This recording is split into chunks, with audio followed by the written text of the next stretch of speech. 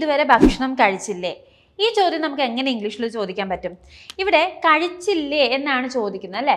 അപ്പം നമുക്കൊരു ടെൻഡൻസി വരാൻ സാധ്യതയുണ്ട്, കഴിച്ചില്ലേ, കഴിഞ്ഞൊരു കാര്യമല്ലേ, അപ്പോൾ ഇവിടെ ഡിഡ് യൂസ് ചെയ്തൂടെ എന്നൊരു ഡൗട്ട് വരാം. പക്ഷേ അത് തെറ്റാണ്, നമുക്കിവിടെ ഡിഡ് യൂസ് ചെയ്യാൻ പറ്റില്ല. ഇതുവരെ എന്നുള്ളൊരു വാക്ക് ഇവിടെ ഉണ്ട് അല്ലേ? അപ്പോൾ ഇപ്പോഴും പ്രസക്തിയുള്ളൊരു കാര്യമാണ് പറയുന്നത്. അപ്പോൾ അവിടെ ഇതുവരെ എന്നുള്ളത് വന്നുകൊണ്ട് മാത്രം നമ്മളിവിടെ യൂസ് ചെയ്യേണ്ടത് ഹാവ് ആണ്. അപ്പോൾ നീ ഇതുവരെ ഭക്ഷണം കഴിച്ചില്ലേന്ന് എങ്ങനെ ചോദിക്കും? ഹാവിൻറ്റ് യു എന്ന് ചോദിക്കാം. നീ ഇതുവരെ ചെയ്തില്ലേ എന്നുള്ള അർത്ഥത്തിലാണ് ഹാവിൻറ്റ് യു.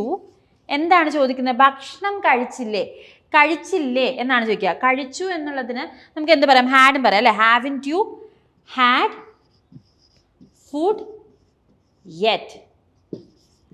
ഇവിടെ നിങ്ങൾക്ക് ഹാഡിന് പകരം ഈറ്റൻ എന്ന് വേണമെങ്കിൽ ചേർക്കാം. പക്ഷേ എന്തുകൊണ്ടും ബെറ്റർ ഹാഡ് എന്ന യൂസേജ് ആണ്. അപ്പം നീ ഇതുവരെ ഭക്ഷണം കഴിച്ചില്ലേ, haven't you had food yet. Thank you.